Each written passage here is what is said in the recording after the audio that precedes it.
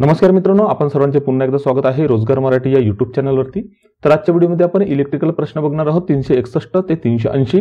Important MCQ ची playlist description बॉक्समध्ये उपलब्ध आहे, त्या ठिकाणी जाऊन तुम्ही या अगोदरचे प्रश्न आणि उत्तरे सुद्धा बघू शकता। आपण सर्वांना माहितीच आहे की महावितरण आणि महापारेषणने विद्युत सहाय्यक या पदाची जाहिरात प्रसिद्ध केलेली आहे। त्यापैकी महापारेषणच्या पदांकरता ऑनलाइन अर्ज भरण्यात आलेले आहे आणि आशा आहे की लवकरच महावितरणचे सुद्धा ऑनलाइन अर्ज करण्याची लिंक उपलब्ध केली जाईल। त्याचप्रमाणे महानिर्मितीमध्ये सुद्धा लवकरच भरती होण्याचे चान्सेस आहे। या तिन्ही डिपार्टमेंटमध्ये विशेषतः तांत्रिक प्रवर्गातील जे काही प्रश्न आणि उत्तरे असतात ते जवळपास सारखेच असते। परीक्षेचा पॅटर्न हा सारखाच असतो, म्हणून महावितरण, महापारेषण, महानिर्मिती या तीनही विभागाकरता अत्यंत महत्त्वाचे प्रश्न आणि उत्तरे या ठिकाणी आपण देण्याचा प्रयत्न करत असतो। जर तुम्हाला आमच्या चॅनलवरचे व्हिडिओ आवडत असतील तर नक्कीच तुम्ही आमच्या व्हिडिओला लाईक करा, मित्रांबरोबर शेअर करा। त्याचप्रमाणे चॅनलला तुम्ही सबस्क्राइब करा आणि व्हिडिओच्या खाली असलेल्या बेल आयकॉनला सुद्धा तुम्ही क्लिक करा, जेणेकरून आम्ही प्रसिद्ध केलेली माहिती तुमच्यापर्यंत योग्य वेळेमध्ये पोहोचू शकेल। या अगोदर मित्रांनो आपण इलेक्ट्रिकल लॉंग फॉर्म 150 प्रश्न, त्याचबरोबर इलेक्ट्रिकल सिम्बॉल्सचे काही प्रश्न, त्याचबरोबर तांत्रिक प्रश्नाव्यतिरिक्त आणखी कोणते प्रश्न येतील याचे काही भाग, तसेच एक्झाम पॅटर्न आणि इतरही प्रश्न आणि उत्तरे आपण आपल्या चॅनलवरती अगोदरच पब्लिश केलेले आहेत, ते सुद्धा तुम्ही बघू शकता। चला तर मित्रांनो, आता वळूया आपण प्रश्न आणि उत्तरांकडे। तर पहिला प्रश्न आहे, which is the purpose of boiler in steam power station. Steam power station मध्ये बॉयलरचा उद्देश कोणता असतो? मित्रांनो, या ठिकाणी एक गोष्ट क्लिअर करू इच्छितो की आपण इंग्लिश मध्ये सुद्धा प्रश्न वाचणार आहोत आणि उत्तरे सुद्धा इंग्लिश आणि मराठी या दोन्ही भाषेमध्ये वाचणार आहोत। कारण बरेचदा काय होतं, मराठीमध्ये दिलेले जे उत्तर आहे किंवा मराठीमध्ये दिलेले जे प्रश्न आहेत ते कळायला थोडे आपल्याला कठीण जातात, कारण एकदम तांत्रिक भाषा त्या ठिकाणी वापरलेली असते। कदाचित काही वेळेस आपल्याला त्याऐवजी इंग्लिशचे प्रश्न आणि उत्तरे समजण्यास सोपी जाते, म्हणून आपण वेगवेगळ्या ठिकाणाहून हे प्रश्न आणि उत्तरे कलेक्ट केलेले आहे। तर बऱ्याचशा प्रश्नांमध्ये आपण इंग्लिश आणि मराठी या दोन्ही भाषेचा वापर करणार आहोत, काही ठिकाणी आपण फक्त मराठी भाषेचा वापर करणार आहोत। त्याचबरोबर सेकंड थिंग अशी आहे की आपण या ठिकाणी ऑप्शन सुद्धा वाचून दाखवणार आहोत आणि त्याच्यानंतर त्याचं उत्तर आपण सांगणार आहोत। त्यामागचं कारण असं मित्रांनो की जर तुम्हाला फक्त प्रश्न आणि त्याचं सरळ उत्तर सांगितलं तर ते लक्षात राहायला तुम्हाला थोडं कठीण जातं। त्यामुळे आपण जो वेळ ऑप्शन मध्ये आपण घेणार आहोत त्या वेळामध्ये तुम्हाला अंदाजे ऑप्शन कोणता असेल हे लक्षात घ्यायचं आहे, जेणेकरून तुमच्या लक्षात हा प्रश्न आणि त्याचे उत्तर बरोबर राहील। त्यामुळे वारंवार तुम्हाला व्हिडिओ बघण्याचा त्रास घ्यावा लागणार नाही किंवा वारंवार एकच एक प्रश्न वाचून घेण्याचा त्रास घ्यावा लागणार नाही। तर मित्रांनो, आपण प्रश्नाकडे वळूया। प्रश्न आहे, स्टीम पॉवर स्टेशन मध्ये बॉयलरचा उद्देश कोणता असतो? ऑप्शन दिलेले आहे, A superheats the steam म्हणजे वाफ अतिशय गरम करणे, B heat speed water and air म्हणजे फीड वॉटर आणि हवा यांना गरम करणे, C converts water into steam पाण्याचे वाफेत रूपांतर करणे, आणि D liberates the heat from burned fuel म्हणजे जळालेल्या इंधनापासून उष्णता मुक्त करणे। या प्रश्नाचं अचूक उत्तर मित्रांनो, स्टीम पॉवर स्टेशन मध्ये बॉयलरचा उद्देश हा असतो की पाण्याचे वाफेत रूपांतर करणे म्हणजे कन्वर्ट्स वॉटर इनटू स्टीम। अशा पद्धतीने तुम्ही जर डायग्राम बघितली तर या ठिकाणी आपण बॉयलर ड्रम बघू शकतो। या बॉयलर ड्रम मधून पाण्याचे वाफेमध्ये रूपांतर केले जाते, त्याला हीट देऊन। पुढील प्रश्न आहे मित्रांनो, why the AC drives are better suited for high speed operation. High speed operation साठी एसी ड्राइव्ह्स अधिक योग्य का आहेत? ऑप्शन दिलेले आहे, ए हाय स्टार्टिंग टॉर्क म्हणजे उच्च प्रारंभ torque, B robust the construction म्हणजे बांधकामात मजबूत, C having lighter gauge winding म्हणजे लाइटर गेज वाइंडिंग असणे, D no brushes and commutation म्हणजे त्याला ब्रशेस आणि कम्युटेशन नसतात। त्या प्रश्नाचं अचूक उत्तर मित्रांनो, नो ब्रशेस अँड कम्युटेशन म्हणजे हाय स्पीड ऑपरेशन साठी एसी ड्राइव्ह अधिक योग्य का असते? कारण त्यामध्ये ब्रशेस आणि कम्युटेशन नसते। पुढील प्रश्न आहे, which material is used in solar cell म्हणजे सोलर सेल मध्ये कोणती सामग्री वापरली जाते? अशा पद्धतीने सोलर प्लेट तुम्ही बघितले असेल, बऱ्याच त्या ठिकाणी छतावरती बिल्डिंगच्या किंवा शेतामध्ये सुद्धा सोलरचे प्लांट्स लावले जात आहेत आणि त्यामधून ऊर्जा निर्मितीचं काम सुरू आहे। तर मित्रांनो, या सोलर प्लेट्स मध्ये किंवा सोलर सेल मध्ये काय वापरले जाते हा प्रश्न आहे। ऑप्शन सर्वप्रथम आपण वाचून घेऊ। ऑप्शन दिलेले आहे, ए सिलिकॉन, बी कॉपर म्हणजे तांबे, सी अँटीमनी आणि डी फॉस्फरस। मित्रांनो, या प्रश्नाचं अचूक उत्तर आहे, सोलर सेल मध्ये वापरले जाते सिलिकॉन। या सिलिकॉनची किंमत जास्त असल्यामुळे या सोलर प्लेटची किंमत सुद्धा वाढल्या जाते।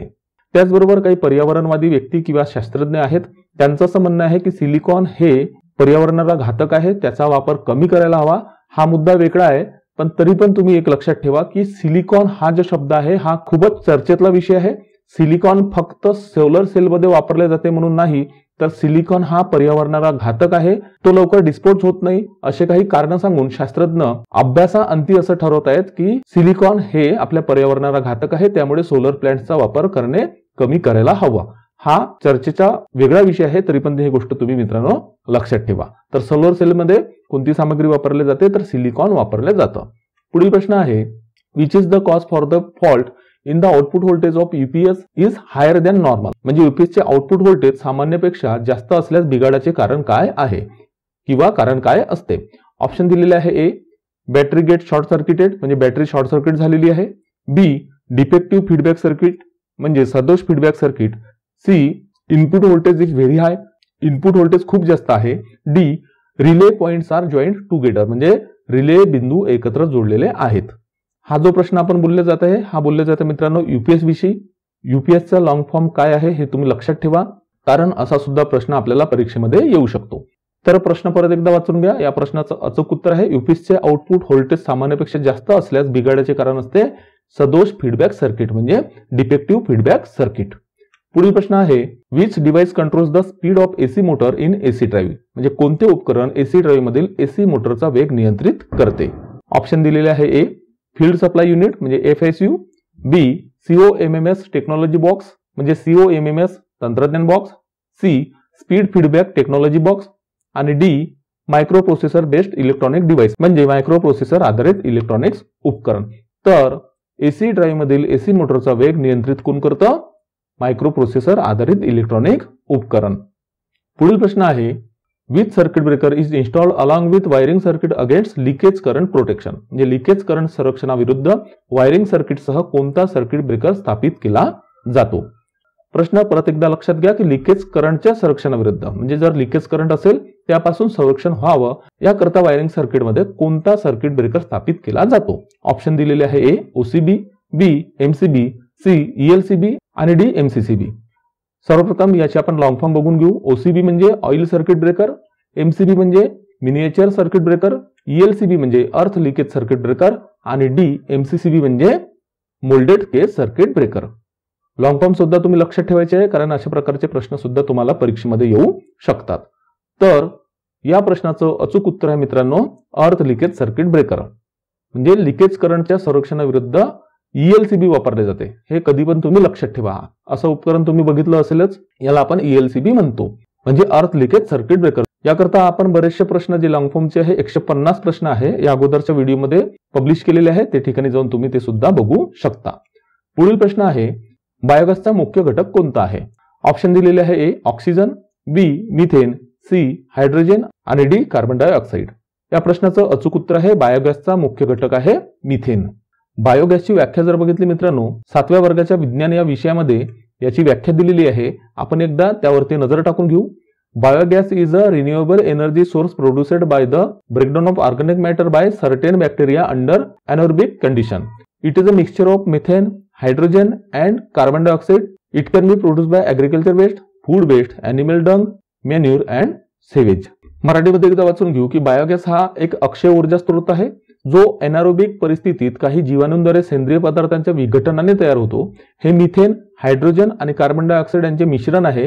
हे कृषी कचरा, अन्न कचरा, जनावरांचे शेण, खत आणि सांडपाणी याद्वारे तयार केले जाऊ शकते. आता मित्रांनो तुम्ही म्हणाल की या ठिकाणी तर हायड्रोजन पण दिलं आहे, कार्बन डायऑक्साइड पण दिलं आहे, पण आपण या ठिकाणी जो प्रश्न होता त्या प्रश्नाचं अचूक उत्तर काय दिलं आहे, मिथेन. यामागचं कारण असं आहे की प्रश्न असा आहे की बायोगॅसचा मुख्य घटक कोणता आहे. यामध्ये हायड्रोजन किंवा कार्बन डायऑक्साइड हे इतर घटक जरी असले तर मुख्य घटक जे आहे ते मिथेन ही गॅस असते. पुढील प्रश्न आहे, what is the function of relay to the breaking operation of circuit breaker in control circuit म्हणजे कंट्रोल सर्किट ब्रेकरच्या ब्रेकिंग ऑपरेशनसाठी रिलेचे कार्य काय आहे. ऑप्शन दिलेले आहे, A sensing the fault quantities म्हणजे दोषाचे प्रमाण जाणणे. Analysing the condition of breaker म्हणजे ब्रेकरच्या स्थितीचे विश्लेषण करणे. C controlling the speed in case of fault म्हणजे बिघाड झाल्यास वेग नियंत्रित करणे. आणि D interrupting the fault situation to operate breaker म्हणजे ब्रेकर ऑपरेट करण्यासाठी दोष परिस्थितीचा अर्थ लावणे. या प्रश्नाचं अचूक उत्तर आहे मित्रांनो डी ब्रेकर ऑपरेट करण्यासाठी दोष परिस्थितीचा अर्थ लावणे. म्हणजे कंट्रोल सर्किट ब्रेकरच्या ब्रेकिंग ऑपरेशनसाठी रिलेचे काय कार्य आहे, interrupting the fault situation to operate breaker. पुढील प्रश्न आहे, what is the minimum permissible single phase working voltage if the declared voltage is 240 volt as per ISI म्हणजे ISI नुसार घोषित व्होल्टेज 240 व्होल्ट असल्यास किमान परवानगी योग्य सिंगल फेज वर्किंग व्होल्टेज किती आहे. ऑप्शन दिलेले आहे ए 233 व्होल्ट, बी 228 व्होल्ट, सी 216 व्होल्ट आणि डी 211 व्होल्ट। या प्रश्नाचं अचूक उत्तर आहे 228 व्होल्ट। म्हणजे ISI नुसार घोषित व्होल्टेज 240 व्होल्ट असल्यास किमान म्हणजे कमीत कमी परवानगी योग्य सिंगल फेज वर्किंग व्होल्टेज किती आहे 228 व्होल्ट। पुढील प्रश्न आहे what is the main use of AC drive, म्हणजे AC ड्राईव्हचा मुख्य उपयोग काय आहे। ऑप्शन दिलेले आहे ए हाय स्टार्टिंग टॉर्क म्हणजे उच्च प्रारंभ torque, B group drive motors, C control stepless speed in motors म्हणजे मोटर्समध्ये स्टेपलेस वेग नियंत्रित करणे, D interlocking system is industries म्हणजे उद्योगांमध्ये इंटरलॉकिंग सिस्टम। या प्रश्नाचं अचूक उत्तर आहे AC ड्राईव्हचा मुख्य उपयोग काय आहे मोटर्समध्ये स्टेपलेस वेग नियंत्रित करणे। पुढील प्रश्न आहे what is the reason for the conductor cross sectional area can fully utilise in transmission of DC as compared to AC म्हणजे ACच्या तुलनेत कंडक्टर क्रॉस सेक्शनल एरिया DCच्या ट्रान्समिशनवर पूर्णपणे वापरला जाऊ शकतो, याचे कारण काय आहे। ऑप्शन दिलेले आहे A no heat loss, B no skin effect, C no power loss आणि डी नो कोरोना लॉस। या प्रश्नाचं अचूक उत्तर आहे मित्रांनो नो स्किन इफेक्ट। म्हणजे एसीच्या तुलनेत DC ट्रान्समिशन मध्ये क्रॉस सेक्शनल एरिया पूर्णपणे वापरला जाऊ शकतो, त्याच्या मागचं कारण आहे की त्याच्यामध्ये स्किन इफेक्ट नसतात। पुढील प्रश्न आहे what condition is lamps become dark in dark lamp method of parallel operation of two alternators, दोन अल्टरनेटरच्या समांतर ऑपरेशनच्या गडद दिव्याच्या पद्धतीमध्ये दिवे कोणत्या स्थितीत गडद होतात। ऑप्शन दिलेले आहे A terminal voltages are equal म्हणजे टर्मिनल व्होल्टेज समान आहेत, B voltage and frequency are equal म्हणजे व्होल्टेज आणि वारंवारता समान आहे, C voltage and power rating are equal म्हणजे व्होल्टेज आणि पॉवर रेटिंग समान आहे आणि D frequency are same in both alternator म्हणजे दोन्ही अल्टरनेटर मध्ये वारंवारता समान आहे। या प्रश्नाचं अचूक उत्तर आहे व्होल्टेज आणि वारंवारता समान आहेत। म्हणजे दोन अल्टरनेटरच्या समांतर ऑपरेशनच्या गडद दिव्याच्या पद्धतीमध्ये दिवे कोणत्या स्थितीत गडद होतात ज्यावेळेस व्होल्टेज आणि वारंवारता ही समान असते त्यावेळेस। पुढील प्रश्न आहे how will you diagnose the victim is suffering under cardiac arrest म्हणजे पीडिताला हृदयविकाराच्या झटक्याने त्रास होत आहे हे तुम्ही कसे ओळखाल। ऑप्शन दिलेले आहे A gets pain in spinal guard म्हणजे त्याच्या पाठीच्या मणक्यामध्ये वेदना होतात, B mouth will be close tightly म्हणजे तोंड घट्ट बंद होतं, C heavy swelling on his stomach म्हणजे पोटावर एकदम भारी सूज येते आणि D appears blue colour around his lips त्याच्या ओठांभोवती निळा रंग दिसतो। या प्रश्नाचं अचूक उत्तर आहे त्याच्या ओठांभोवती निळा रंग दिसतो। पुढील प्रश्न आहे which file is used for sharpening the blunt teeth of a tenon सॉ म्हणजे टेनॉन करवतीचे बोथट दात तीक्ष्ण करण्यासाठी कोणती फाईल वापरली जाते। ऑप्शन दिलेले आहे A square file, B round file, C triangular file म्हणजे त्रिकोणी फाईल आणि डी हाफ राउंडेड फाईल म्हणजे अर्धा गोल फाईल। या प्रश्नाचं अचूक उत्तर आहे त्रिकोणी फाईल म्हणजे ट्रायंगल फाईल। ती कशा पद्धतीने असते अशा प्रकारची म्हणजे तिला तीन बाजू असतात म्हणजे ती त्रिकोणी फाईल म्हणजे टेनॉन करवतीचे बोथट दात तीक्ष्ण करण्यासाठी ट्रायंग्युलर फाईल म्हणजे त्रिकोणी फाईल वापरल्या जाते। पुढील प्रश्न आहे what is the advantage of overhead lines compared to underground cable म्हणजे प्रश्न असा आहे की अंडरग्राउंड केबलच्या तुलनेमध्ये ओव्हरहेड लाईनचे काय ऍडव्हान्टेज म्हणजे फायदे आहेत। ऑप्शन दिलेले आहे A public safety is more म्हणजे सार्वजनिक सुरक्षा अधिक असते, B no interface with the communication lines म्हणजे कम्युनिकेशन लाईन्स मध्ये हस्तक्षेप नाही, C not liable to the hazard from lighting discharges म्हणजे विजेच्या स्त्रावापासून होणाऱ्या धोक्यांना जबाबदार नाही आणि D faults can be located easily म्हणजे दोष सहज शोधता येतात। तुम्ही बघितले असेल मित्रांनो अशा पद्धतीने जी लाईन असते ती ओव्हरहेड लाईन आहे जी खांबावरून वगैरे लाईट गेली असते आणि अंडरग्राउंड केबल अशा पद्धतीने जमिनीच्या आतमध्ये पुरलेले असतात। तर या अंडरग्राउंड लाईनच्या तुलनेमध्ये ओव्हरहेड लाईनचे फायदे काय आहेत किंवा काय फायदा आहे तर या प्रश्नाचं अचूक उत्तर इथे दोष सहज शोधता येतात म्हणजे faults can be located easily. कारण काय होतं की ओव्हरहेड लाईनचे जे काही फॉल्ट झाले असेल वायर तुटली असेल किंवा बर्न झालं असेल जळलं असेल तर ते आपल्याला नजरेनं दिसतं किंवा निदान पोलवरती चढल्यानंतर किंवा सर्किट बंद करून मध्ये एखादा पोल असेल त्यावरती चढल्यानंतर आपल्याला दिसतं किती प्रॉब्लेम आहे। बरेचसे फॉल्ट आपल्याला खालूनच दिसतात जे काही कर्मचारी MSEBचे असतील महावितरणचे असतील किंवा महानिर्मिती किंवा महापारेषणचे असतील त्यांना माहिती आहे जर ओव्हरहेड लाईन मध्ये जर काही फॉल्ट झाला तर खालून आपल्याला नजरेनं मॅक्झिमम वेळेस दिसतं की या ठिकाणी फॉल्ट झालेला आहे किंवा आवाज होतो तो दिसतो, काळं पडलेलं असतं, वायर तुटलेली असते अशा पद्धतीने। पण अंडरग्राउंड केबलमध्ये काय होतं की एखादा फॉल्ट जर असेल तर तो शोधण्याकरता आपल्याला नजरेने तो दिसत नाही, त्यामुळे त्याकरता हाय व्होल्टेजच्या मशीन लावावं लागतात, ज्याला फॉल्ट डिटेक्टर मशीन म्हटलं जातं. त्या मशीन लावून अंडरग्राऊंड केबलचे फॉल्ट शोधावे लागतात आणि त्याही नंतर फॉल्ट मिळाल्यानंतर ते जमीन खोदावी लागते. ती जमीन खोदल्यानंतर तो फॉल्ट क्लिअर करण्याकरता बराचसा वेळ, बरीचशी मेहनत आणि बरेचसे मटेरियल सुद्धा लागत असतं. त्यामुळे जर आपण बघितलं ओव्हरहेड लाईनचे काही लॉसेस आहे तर ओव्हरहेड लाईनचे काही फायदे अशा पद्धतीने आहे की दोष हा जो आहे तो सहज शोधता येतो, म्हणजेच लाईट किंवा वीज लवकर रिस्टोर करता येते. पुढील प्रश्न आहे, what is the function of economiser in stream power plant. म्हणजे स्ट्रीम पॉवर प्लांट मध्ये इकॉनॉमिझरचे कार्य काय आहे. ऑप्शन दिलेले आहे. A, converts water into steam म्हणजे पाण्याचे वाफेत रूपांतर करते. B, heats the air by the flue gases म्हणजे फ्ल्यू वायूंद्वारे हवा गरम करते. C, heats the feed water by the flue gases म्हणजे फ्ल्यू वायूंद्वारे फीड वॉटर गरम करते. आणि D, purifies the feed water by chemical treatment म्हणजे रासायनिक प्रक्रिया करून फीड वॉटर शुद्ध करते. आपण जर अशा पद्धतीने बघितलं, हा जो नकाशा आहे स्टीम पॉवर प्लांटचा नकाशा आहे, या ठिकाणी जर आपण बघितलं इकॉनॉमिझर याचं कार्य काय आहे. आजच्या व्हिडिओमध्ये आपण बॉयलर विषयी जाणून घेतलंच होतं, बॉयलरचं काम काय आहे. त्याचप्रमाणे जे इकॉनॉमिझर आहे याचं काम काय आहे हे आपण या ठिकाणी जाणून घेणार आहोत. वाटल्यास तुम्ही या डायग्रामचा स्क्रीनशॉट काढून ठेवू शकता, म्हणजे तुम्हाला बरेचसे या व्यतिरिक्त बॉयलर किंवा इकॉनॉमिझर झालं याच्या व्यतिरिक्त सुद्धा काही प्रश्न तुम्हाला येऊ शकतात. तर त्याचं कार्य काय आहे, तर या प्रश्नाचं अचूक उत्तर येतो फ्ल्यू वायूंद्वारे फीड वॉटर गरम करते. द स्टीम पॉवर प्लांट मध्ये इकॉनॉमायझरचे कार्य काय आहे की फ्ल्यू वायूंद्वारे फीड वॉटर गरम करणे. पुढील प्रश्न आहे, what is the major disadvantage of wind power generation म्हणजे पवन ऊर्जा निर्मितीचा मोठा तोटा कोणता आहे. ऑप्शन दिलेले आहे. ए, पोल्युशन इफेक्ट इज मोर म्हणजे प्रदूषणाचा प्रभाव अधिक असतो. बी, रिक्वायर्स हाय टेक्नॉलॉजी म्हणजे उच्च तंत्रज्ञानाची आवश्यकता आहे. C, plant installation more complicated म्हणजे प्लांटची स्थापना अधिक क्लिष्ट असते. आणि D, wind power is not constant and steady म्हणजे पवन ऊर्जा स्थिर आणि एकसारखी नसते. अशा पद्धतीने तुम्ही पवनचक्क्या बघितल्या असालच, त्याविषयीचा हा प्रश्न आहे की वाइंड पॉवर जनरेशन आहे याचा तोटा कोणता आहे. तर पवन ऊर्जा निर्मितीचा सर्वात मोठा तोटा हा आहे की पवन ऊर्जा स्थिर आणि एकसारखी नसते. म्हणजे आपण सर्वांना माहिती आहे की हवा ही एकसारखी किंवा स्थिर प्रमाणामध्ये वाहत नसते, त्यामुळे जनरेशन करण्याकरता म्हणजेच निर्मिती करण्याकरता थोडा एकसंगतपणा किंवा स्थिरता येत नाही. पुढील प्रश्न आहे, ग्राहकाने वापरलेल्या ऊर्जेचा खर्च म्हणजे रिकामी जागा होय. ऑप्शन दिलेले आहे. ए, वीज आकार. बी, वीज उत्पादन खर्च. सी, वरीलपैकी दोन्ही. आणि डी, वरीलपैकी नाही. अशा पद्धतीने आपण वीज बिल प्रत्येकाच्या घरामध्ये येत असतं, तर ग्राहकाने वापरलेल्या ऊर्जेचा खर्च म्हणजे काय असणार आहे, वीज आकार. जर या बिलाची तुम्ही किंवा लाईट बिलाची वीज बिलाची मागची बाजू बघितली, त्या ठिकाणी लिहिलेलं असतं वीज आकार म्हणजे ग्राहकाने जे काही वीज वापरलेले आहे त्याचा जो काही खर्च असतो युनिटच्या रेटनुसार त्याला आपण वीज आकार असे म्हणतो. याचे स्लॅब सुद्धा तुम्हाला माहिती असेल, 0 युनिट ते 100 युनिट पर्यंत स्लॅब वेगळे आहे, 100 ते 300 युनिट पर्यंत स्लॅब वेगळे आहे.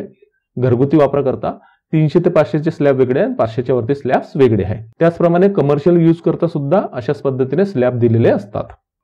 पुढील प्रश्न आहे, विजेच्या वेगवेगळ्या रिकामी जागा करणाऱ्या साधनास वीजमापके म्हणजेच मेजरिंग इन्स्ट्रुमेंट म्हणतात. ऑप्शन दिलेले आहे. ए, राशीचे मूल्यमापन. बी, राशीचे विघटन. सी, राशीचे एकत्रीकरण. आणि डी, वरीलपैकी सर्व. तर अशा पद्धतीने आपण विजेचे काही उपकरणं बघितलेले असेल. ठीक आहे, टाइप्स ऑफ इलेक्ट्रिकल मीटर मध्ये बरेचसे काही मीटरचे फोटो आपण बघत आहोत. यामध्ये काही इलेक्ट्रॉनिक्स आहे, काही डिजिटल आहे. तर विजेच्या वेगवेगळ्या म्हणजे रिकामी जागा करणाऱ्या साधनास कोणते वीजमापके म्हटले जातात म्हणजे मेजरिंग इन्स्ट्रुमेंट म्हटले जातात. तर या प्रश्नाचं अचूक उत्तर आहे राशीचे मूल्यमापन. म्हणजे विजेच्या वेगवेगळ्या राशीचे मूल्यमापन करणाऱ्या साधनास वीजमापके किंवा मेजरिंग इन्स्ट्रुमेंट म्हणतात. पुढील प्रश्न आहे, रिकामी जागा हे प्रकाश मोजण्याचे आंतरराष्ट्रीय प्रमाण आहे. ऑप्शन दिलेले आहे. A, foot candle. B, lux. C, pot. आणि डी, इल्युमिनेशन. तर या प्रश्नाचं अचूक उत्तर आपण सर्वांना माहितच असेल. या प्रश्नाचं अचूक उत्तर आहे लक्स. म्हणजे लक्स हे प्रकाश मोजण्याचे आंतरराष्ट्रीय प्रमाण आहे. तर मित्रांनो, आजच्या व्हिडिओचे ह्या प्रकारचे प्रश्न होते. या व्हिडिओची दखल घेतल्याबद्दल आपण सर्वांचे धन्यवाद आणि येणाऱ्या सर्व परीक्षांकरता आपण सर्वांना बेस्ट ऑफ लक आणि गुड लक. तर मित्रांनो, लवकरच भेटूया नवीन व्हिडिओमध्ये नवीन प्रश्न आणि नवीन उत्तरांसोबत. धन्यवाद.